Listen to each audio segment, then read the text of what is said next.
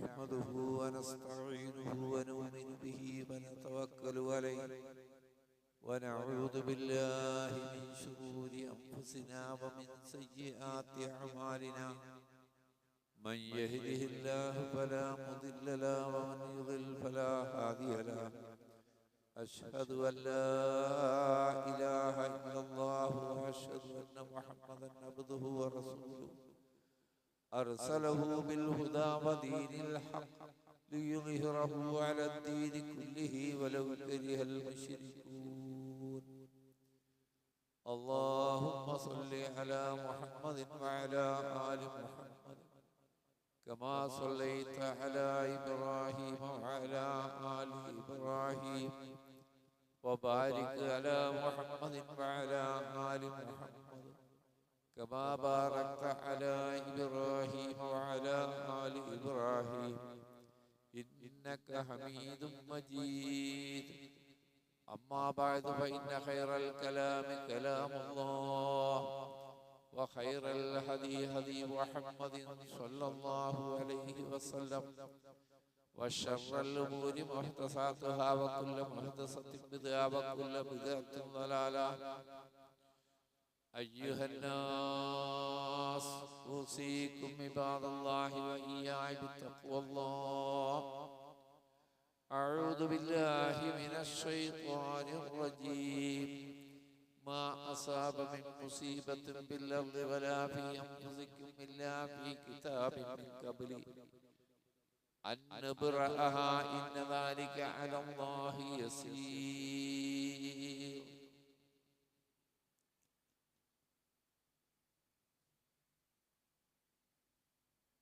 സൃഷ്ടാവും പ്രപഞ്ച നാഥനുമായ അല്ലാഹുവിനെ സൂക്ഷിച്ച് ജീവിക്കണമെന്ന് ആദ്യം എന്നോടും പിന്നീട് നിങ്ങളോടും വസിയത്ത് ചെയ്യുന്നു. പരമകാരുണ്യകനായ അല്ലാഹു നമ്മെ അനുഗ്രഹിക്കട്ടെ. മാരകമായ രോഗങ്ങളിൽ നിന്നും അപകടങ്ങളിൽ നിന്നും പ്രയാസങ്ങളിൽ നിന്നെല്ലാം അല്ലാഹു നാം ഏവരെയും കാത്തുരക്ഷിക്കട്ടെ. ഈമാൻ കാര്യങ്ങളിൽ ആറാമത്തേത് അല്ലാഹുവിന്റെ ഖദറിൽ വിശ്വസിക്കുക എന്നതാണ്. 5 കാര്യം പറഞ്ഞ പോലെ എളുപ്പമുള്ളതല്ല ഇത്. മുസ്ലിം ഉമ്മത്തിന് ഒരു ധാരണയും അധിക പേർക്കും ഖദറിനെ സംബന്ധിച്ചില്ല. ഖദറിൽ ഈമാൻ കൊള്ളാതെ ഒരാൾ മുഅ്മിൻ ആവുകയും ഇല്ല. അപകടം. ഒരാളുടെ ഈമാൻ പൂർത്തിയാകണമെങ്കിൽ അല്ലാഹുവിന്റെ ഖദറിൽ അവൻ ദൃഢമായി വിശ്വസിച്ചിരിക്കണം. അതിനെ ലളിതമാക്കി പറഞ്ഞാൽ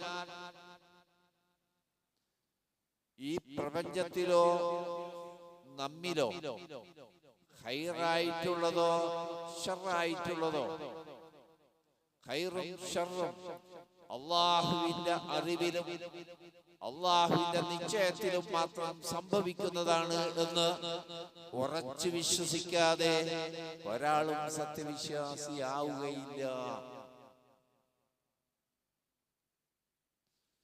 നമുക്ക് ഗുണപരമായ കാര്യമായിരിക്കാം പലപ്പോഴും സംഭവിക്കുക, അല്ലെങ്കിൽ നമുക്ക് പ്രയാസകരമായ കാര്യമായിരിക്കും, ശർറായിട്ടായിരിക്കും പല സംഭവങ്ങളും ഉണ്ടാവുക.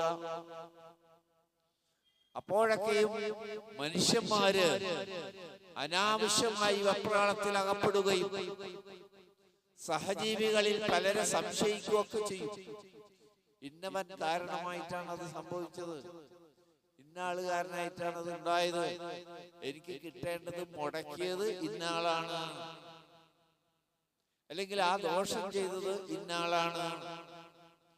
മനുഷ്യബന്ധങ്ങൾ തന്നെ ശിഥിലമാകും. അതുകൊണ്ട് ഒരു സത്യവിശ്വാസി അല്ലാഹുവിൽ വിശ്വസിക്കുന്ന പോലെ, അല്ലാഹുവിന്റെ മലായികത്തുകളിൽ വിശ്വസിക്കുന്ന പോലെ, അല്ലാഹുവിന്റെ കിതാബുകളിൽ വിശ്വസിക്കുന്ന പോലെ, അല്ലാഹുവിന്റെ മുർസലീങ്ങളിൽ വിശ്വസിക്കുന്ന പോലെ, യൗമുൽ ആഖിറിൽ വിശ്വസിക്കുന്ന പോലെ, ഖൈറും ശർറും അള്ളാഹുവിന്റെ ഖദർ അനുസരിച്ചാണ് സംഭവിക്കുന്നത് എന്ന് ഉറച്ചു വിശ്വസിക്കണം.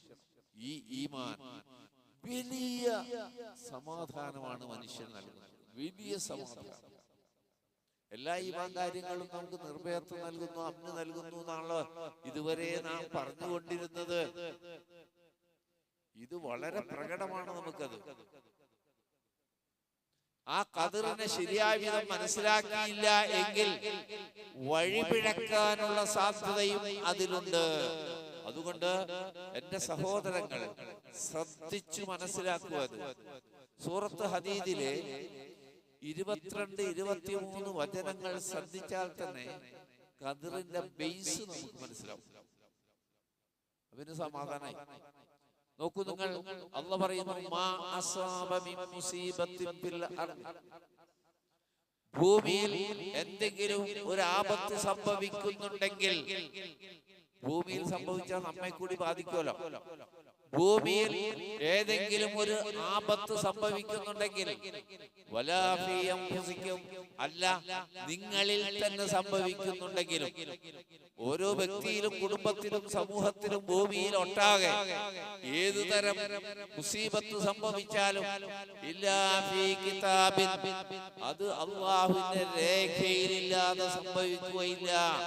മിൻ ഖബ്ലി അൻ നബ്റഅഹാ, ആ മുസീബത്ത് നാം ഉണ്ടാക്കുന്നതിന് മുമ്പ് തന്നെ അള്ളാന്റെ കിതാബിൽ അത് രേഖപ്പെടുത്തിയിട്ടല്ലാതെ ഒരു വ്യക്തിയിലോ കുടുംബത്തിലോ സമൂഹത്തിലോ ഒരു രാജ്യത്തോ ഭൂമിയിലാകമാനം അല്ലെങ്കിൽ പ്രപഞ്ചത്തിലാകമാനം എന്ത് സംഭവിക്കുന്നുണ്ടെങ്കിലും അത് റബ്ബിന്റെ രേഖയിൽ രേഖപ്പെടുത്തി കഴിഞ്ഞതിന് ശേഷം മാത്രമേ സംഭവിക്കുകയുള്ളൂ. എന്താ അതുകൊണ്ടുള്ള ഗുണം? ആ ഈമാൻ കൊണ്ടുള്ള ഗുണം ലികൈലാ തൈഅസൂ അലാ മാ ഫാതക്കും, നിങ്ങൾക്ക് കിട്ടാതെ പോയതിൽ, നിങ്ങൾക്ക് നഷ്ടപ്പെട്ടു പോയതിൽ നിങ്ങൾ നിരാശപ്പെടാതിരിക്കാനും ശ്രദ്ധിക്കണം. നമുക്ക് പലപ്പോഴും നിരാശരായിട്ടില്ലേ? കിട്ടുമെന്ന് പ്രതീക്ഷിച്ചു, കിട്ടിയില്ല. നിങ്ങൾക്ക് കിട്ടാതെ പോയതിൽ നിങ്ങൾ നിരാശപ്പെടാതിരിക്കാനും, വലാ തഫറഹു ബിമാ ആതാക്കും, നാം നിങ്ങൾക്ക് നൽകിയതിൽ നിങ്ങൾ ആർമാദിക്കാതിരിക്കാനും. വല്ലാഹു ലാ യുഹിബ്ബു കുല്ല മുഖ്താലിൻ ഫഖൂർ, അല്ലാഹു കിബർ കാണിക്കുന്നവരെയും ആർമാദിക്കുന്നവരെയും ഒരിക്കലും ഇഷ്ടപ്പെടുകയുമില്ല. അല്ലാഹു നമ്മളെ ആ രണ്ട് ദുസ്വഭാവങ്ങളിൽ നിന്ന് കാത്തുരക്ഷിക്കട്ടെ. ലക്ഷ്യം കൂടി പറഞ്ഞു. ഖദറിലുള്ള ഈമാൻ കൊണ്ടുള്ള ലക്ഷ്യം ഈ ആയത്തിൽ അല്ലാഹു തന്നെ നേരിട്ട് അങ്ങോട്ട് പറഞ്ഞു തരണം. കിട്ടാതെ പോയതിൽ നിരാശപ്പെടാതിരിക്കാൻ, അപകടങ്ങൾ സംഭവിക്കുമ്പോൾ പൊറുതികേട് കാണിക്കാതിരിക്കാൻ, വെപ്രാളപ്പെടാതിരിക്കാൻ, ലഭിക്കുമ്പോഴോ അവൻ മറ്റുള്ളവരെ കിട്ടാത്തവരെ നോക്കി ഞാൻ തരക്കടില്ല, എന്റെ അറിവ് കൊണ്ട്, എന്റെ കഴിവ് കൊണ്ട്, എന്റെ കഴിവ് കൊണ്ടാണ് മറ്റുള്ളവർക്ക് നേടാൻ പറ്റാതെ എനിക്ക് നേടാൻ കഴിഞ്ഞത്. ഒരു അഹന്തയിലേക്ക്, അഹങ്കാരത്തിലേക്ക് അവൻ പോകും. അമിതമായി ആഹ്ലാദിക്കുക, അതിനാണ് ആഹ്ലാദിക്കാന്ന്.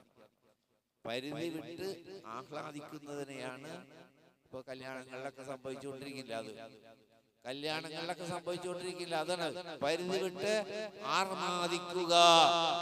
അത്തരം ആളുകൾ അന്ന് ഇഷ്ടപ്പെടൂല എന്നാണ് ഈ പറഞ്ഞത്. ആർമാദിക്കുന്നവരെ, കിബർ കാണിക്കുന്നവരെ അല്ലാഹു ഒരിക്കലും ഇഷ്ടപ്പെടുകയില്ല. എത്ര ഒരു സമാധാനമാണ് നമുക്ക് നൽകുന്നത്. എന്ത് സംഭവിച്ചാലും, നമുക്ക് രോഗം സംഭവിച്ചു, അപകടം സംഭവിച്ചു, പലതും കിട്ടാതെ പോയി, ആ പേരിൽ ഒരു സത്യവിശ്വാസിക്ക് ദുഃഖിക്കേണ്ട ഒരു സന്ദർഭവും ഇല്ല. ഇതൊക്കെ എന്റെ റബ്ബിന്റെ നിശ്ചയമനുസരിച്ച് സംഭവിച്ചതാണ്. ആ റബ്ബിലാണ് ഞാൻ വിശ്വസിക്കുന്നത്, ആ റബ്ബിലാണ് ഞാൻ തവക്കുലാക്കുന്നത്.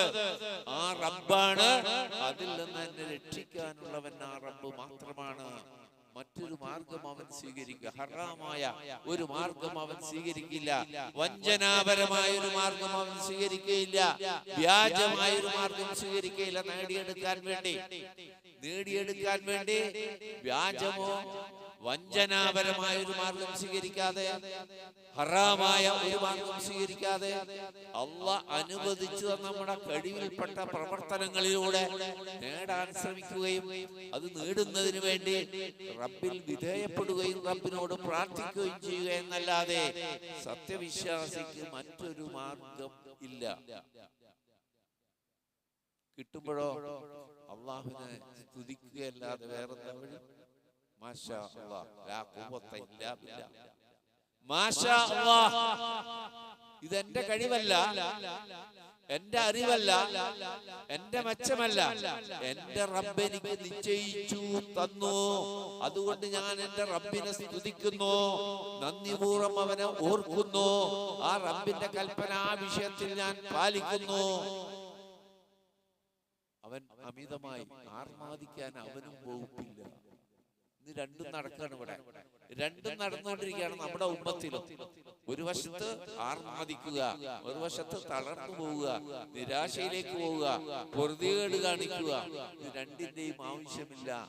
അതിലുള്ള ഈമാന്റെ ബലഹീനതയാണ് ആ സംഭവം. യുദ്ധ സന്ദർഭത്തിൽ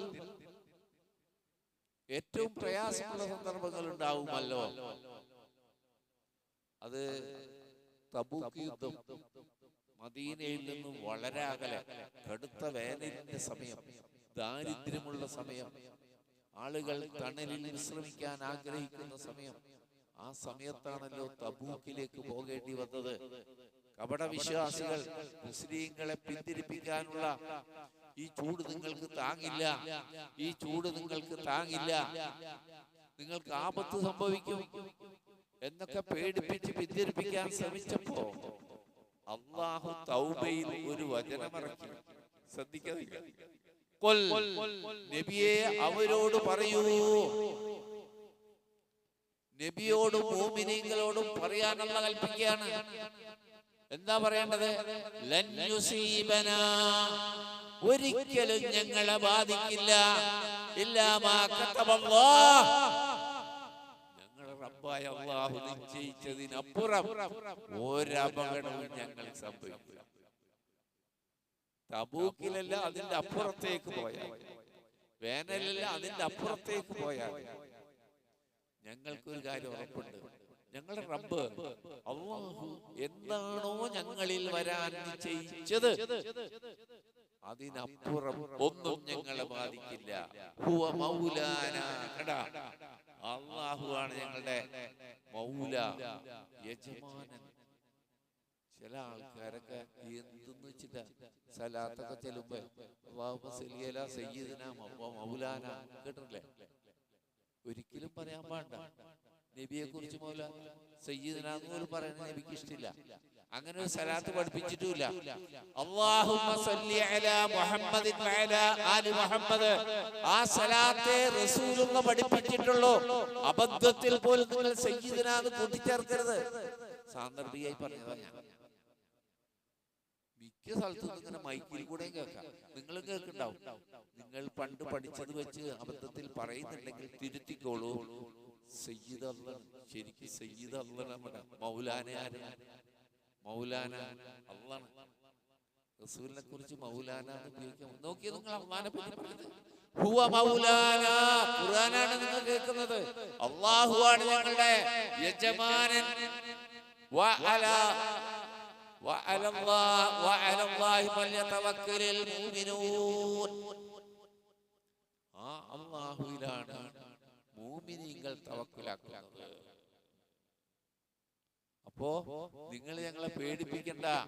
ഞങ്ങൾക്ക് ദോഷം പറ്റും, ഞങ്ങൾക്ക് അപകടം പറ്റും, ഞങ്ങൾക്ക് തബൂക്കിലെത്തിയാൽ മാരക രോഗങ്ങൾ ബാധിക്കും, ഞങ്ങൾ ശത്രുക്കളാൽ കൊല ചെയ്യപ്പെടും എന്നൊക്കെ നിങ്ങൾ പേടിപ്പിക്കേണ്ട. കാരണം ഞങ്ങൾക്ക് എന്ത് സംഭവിക്കണമെന്ന് ഞങ്ങളുടെ റബ്ബ് നിശ്ചയിച്ചതിനപ്പുറം ഒന്നും സംഭവിക്കുക. എന്താന്ന് നോക്കിയാ ഈമാൻ, പ്രിയപ്പെട്ടവരെ, എന്തൊരു സമാധാനമുള്ള കാര്യം നോക്കിയാ. ആർക്കാ അങ്ങനത്തെ അവരെ പേടിപ്പിക്കാൻ പറ്റുക? പോണ്ടട്ടാ, പ്രശ്നട്ടാ എന്നൊക്കെ പറഞ്ഞ് പേടിപ്പിക്കാൻ ആർക്കാ പറ്റുക? ഈ മുഅ്മിനെ, ആ ഈമാനിലേക്ക് നമ്മൾ വളരണമെന്നാണ് നാം പറഞ്ഞുകൊണ്ടിരിക്കുന്നത്. ഈ വിഷയം തന്നെ നമ്മൾ ചർച്ച ചെയ്യുന്നത്. അതിൽ ശരിയായ ഈമാൻ നമുക്കുണ്ടാവണം. മദീനക്കെതിരെ, മുസ്ലിങ്ങൾക്കെതിരെ, പ്രവാചകനെതിരെ മക്കയിലെ ഖുറൈശികളും മറ്റു കുഫാർ ഗോത്രങ്ങളും ഒന്നിച്ചു സംഘടിച്ച ഒരു യുദ്ധമാണ് അഹ്സാബ്. ഖന്തഖ് യുദ്ധം പേരിൽ അറിയപ്പെട്ട അഹ്സാബ്. അപ്പോൾ ഇതേ പ്രശ്നങ്ങളുണ്ടായി. എല്ലാ കക്ഷികളും നിങ്ങൾക്കെതിരെയാണ്, അതുകൊണ്ട് സൂക്ഷിക്കണം, നിങ്ങൾക്ക് ഇനി നിലനിൽപ്പില്ല എന്നാണ് കപടവിശ്വാസികളും ജൂതന്മാരും മദീനയിലെ മോമിനീങ്ങളോട് പറഞ്ഞത്. ആ മോമിനീങ്ങളുടെ സ്ഥിതി എന്തായിരുന്നു? അള്ളാഹ് പറയാണ് ആലിമ്രാൻ, അള്ളാഹ് പറയാണ്. അപ്പ ഇതൊക്കെ പറയുമ്പോ ആ മോമിനീങ്ങളുടെ സ്ഥിതി എന്താണെന്നറിയാം? അല്ലദീന ഖാല ലഹുമുന്നാസ്, ആ മോമിനീങ്ങളോട് ജനങ്ങൾ പറഞ്ഞ സന്ദർഭത്തിൽ ഇന്നന്നാസ ഖദ് ജമഉ ലക്കും, ജനങ്ങളെല്ലാം നിങ്ങൾക്കെതിരാണ്, സംഘടിച്ചിരിക്കുന്നു. ഒരു കക്ഷിയല്ലേ, എല്ലാ കക്ഷിയും. നമ്മുടെ നാട്ടിലും അങ്ങനെ സംഭവിക്കാലോ. എല്ലാ കക്ഷിയും നമുക്കെതിരായ നമ്മുടെ രാജ്യത്തിന് സംഭവിക്കാമല്ലോ, നമ്മുടെ ഉമ്മത്തിന് സംഭവിക്കാമല്ലോ. എല്ലാ കക്ഷികളും മുഅ്മിനീങ്ങൾക്കെതിരെ സംഘടിച്ചിരിക്കുന്നു. അതുകൊണ്ട് അവരെ നിങ്ങൾ പേടിക്കണം. എല്ലാവരും ഉണ്ട്, പഴയ പോലല്ല. ഖുറൈശികൾ മാത്രമല്ല, എല്ലാവിധ ഗ്രൂപ്പുകളും ഒന്നിച്ചുകൂടി നിങ്ങൾക്കെതിരെ നിലകൊള്ളുകയാണ്. അതുകൊണ്ട് അവരെ നിങ്ങൾ പേടിക്കണം എന്ന് പറഞ്ഞ സന്ദർഭത്തിൽ ആ മുഅ്മിനീങ്ങളുടെ ഈമാൻ വർദ്ധിച്ചു. കേട്ടപ്പോഴേ പേടിക്കല്ലേ, ഇത് അവരെ ഈമാൻ വർദ്ധിച്ചു. വഖാലു, എന്നിട്ട് അവര് പറഞ്ഞതോ ഹസ്ബുനല്ലാഹ്, ഞങ്ങൾക്ക് അല്ലാഹ് മതി. എത്ര കക്ഷികൾ ഒന്നിക്കട്ടെ, ഏതെല്ലാം ആയുധങ്ങൾ അവർ പ്രയോഗിക്കട്ടെ, ഞങ്ങൾക്കെതിരെ എങ്ങനെ സംഘടിച്ചാലും ഹസ്ബുനല്ലാഹ്, ഞങ്ങൾക്ക് അല്ലാഹ് മതി. വനിഅമൽ വക്കീൽ, കാര്യങ്ങൾ ഏൽപ്പിക്കാൻ ഉത്തമൻ അല്ലാഹു തന്നെയാകുന്നു. ഖദറിന്റെ മെച്ചമാണ് ഈ പറഞ്ഞത്. ഖദറിലുള്ള ഈമാൻ കൊണ്ടുള്ള മെച്ചമാണ്. വളരെ ശ്രദ്ധിക്കണം. നമ്മൾ ആവശ്യമില്ലാത്ത അമിതാഹ്ലാദത്തിലേക്ക് പോകാൻ കഴിയില്ല. നമുക്ക് നിരാശയിലേക്ക് കൂപ്പുകുത്തി വെപ്രാളപ്പെടേണ്ടതിലേക്ക് നമുക്ക് മുമ്പിന് പോകേണ്ടതില്ല. ഏത് സാഹചര്യത്തിലും, രാഷ്ട്രീയമായ, ഭരണപരമായ എങ്ങനത്തെ സാഹചര്യങ്ങളിലും ഒരു മുഅ്മിൻ നിരാശപ്പെടേണ്ടതില്ല. കാരണം ഞങ്ങൾക്ക് അല്ലാഹ് മതി, ഞങ്ങൾക്ക് അല്ലാഹ് മതി.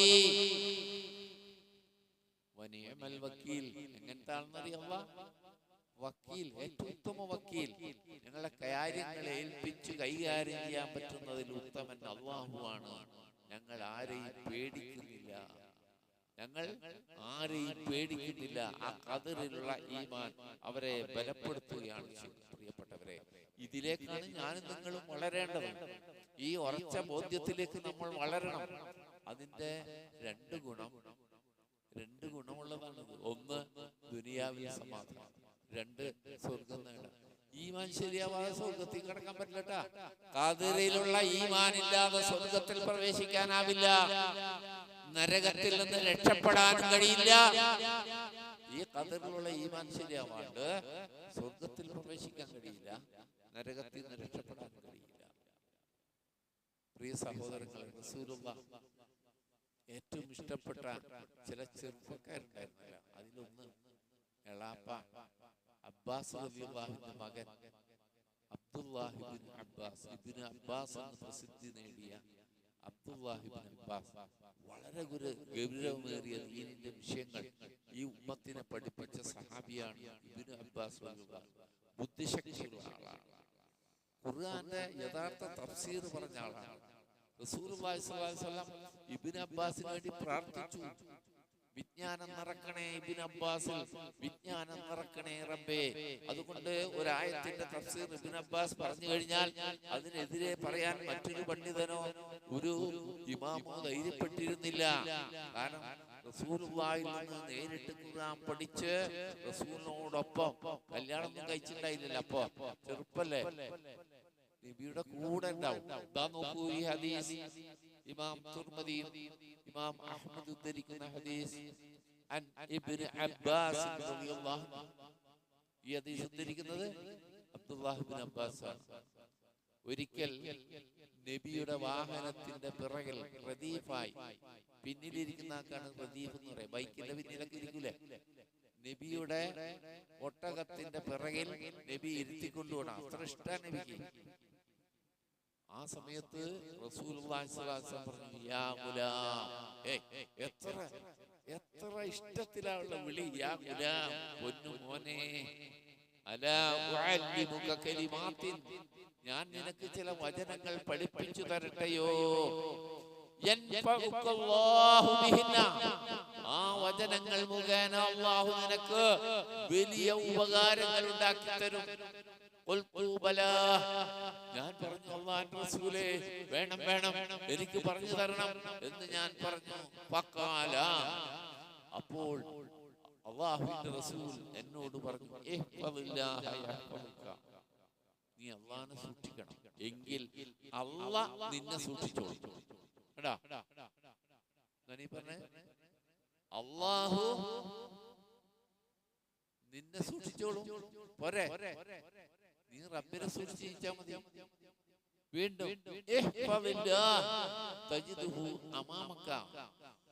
വീണ്ടും പറയാം, നീ അള്ളാഹനെ സൂക്ഷിക്കണട്ടാ, എങ്കിൽ ഏതൊരു പ്രശ്നത്തിലും മുന്നിൽ അള്ളാഹ് ഉണ്ടാവും, നിന്റെ മുന്നിൽ അള്ളാഹ് ഉണ്ടാവും. പിന്നെ നിനക്ക് പ്രതിരോധിക്കേണ്ടി വരില്ല, ശത്രുവിനെ നീ പ്രതിരോധിക്കേണ്ടി വരില്ല, നിന്റെ വരുന്ന ആപത്തിനെ നീ തടയേണ്ടി വരില്ല, നിന്റെ റബ്ബ് നിന്റെ മുന്നിൽ ഉണ്ടാവും. നീ അള്ളാഹനെ സൂക്ഷിക്കണം.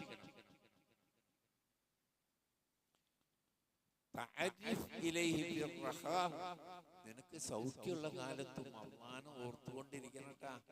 നല്ല സന്തുഷ്ടിയുള്ള ജീവിതാവസ്ഥയിൽ നീ അള്ളാഹനെ ഓർത്തുകൊണ്ടിരിക്കണം. കഠിനമായ സന്ദർഭത്തിൽ അള്ളാഹു നിന്നെ ഓർത്തോളൂ. കണ്ടാ, നിനക്ക് നല്ല സൗഭാഗ്യവും ഐശ്വര്യവും ഒക്കെ വരുമ്പോ മറക്കണ്ട, അള്ളാഹനെ അറിഞ്ഞു ഓർക്കണം നീ. എങ്കിൽ കഠിനമായ സന്ദർഭങ്ങൾ നിനക്ക് വരുമ്പോ അള്ളാഹ് നിന്നെ ഓർത്ത് വേണ്ടത് ചെയ്തു കൊള്ളും.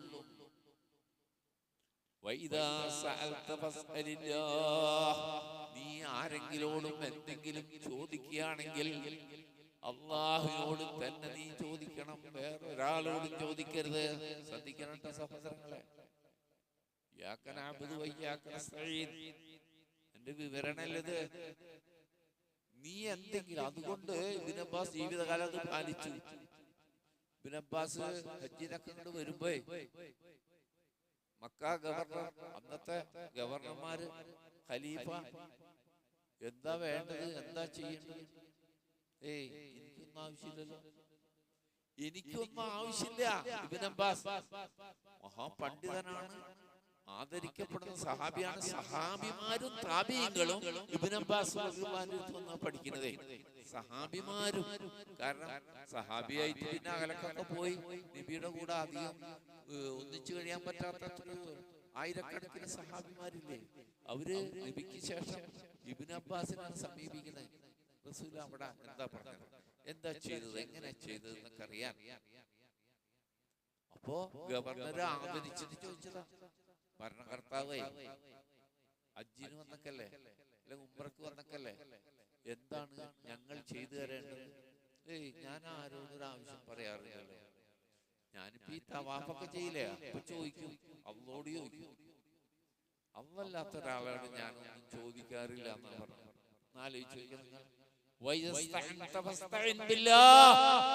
നീ സഹായം തേടുന്നുവെങ്കിൽ അള്ളോട് തന്നെ സഹായം തേടണം.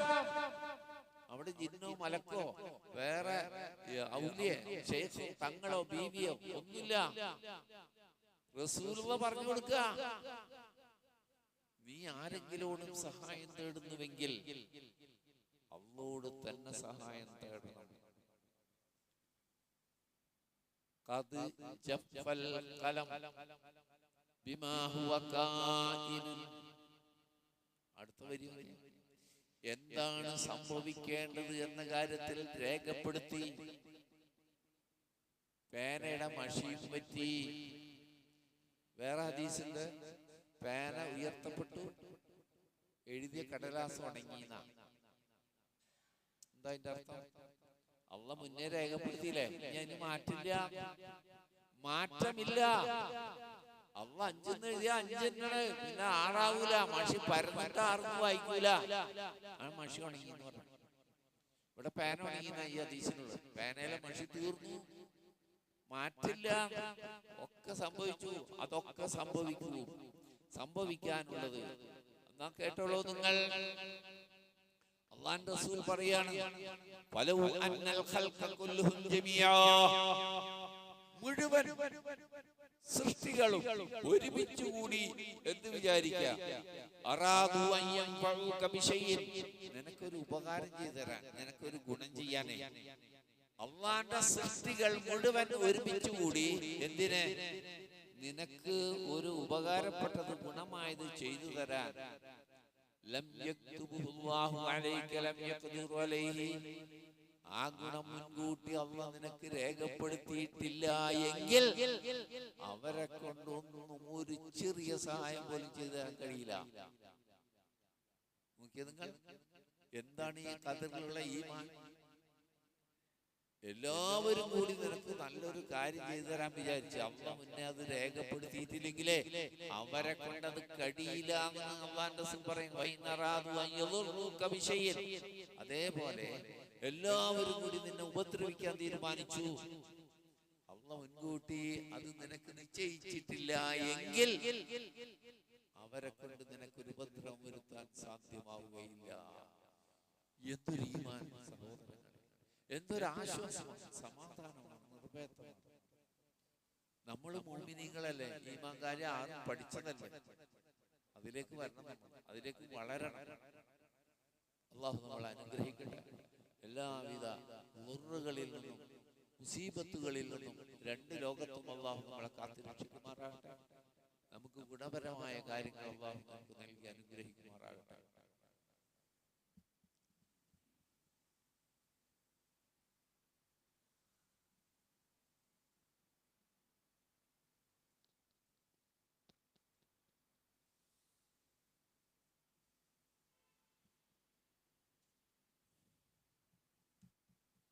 الحمد لله اللهم صل على محمد وعلى آل محمد يا أيها الناس اتقوا الله حق تقاته ولا تموتن إلا وأنتم مسلمون.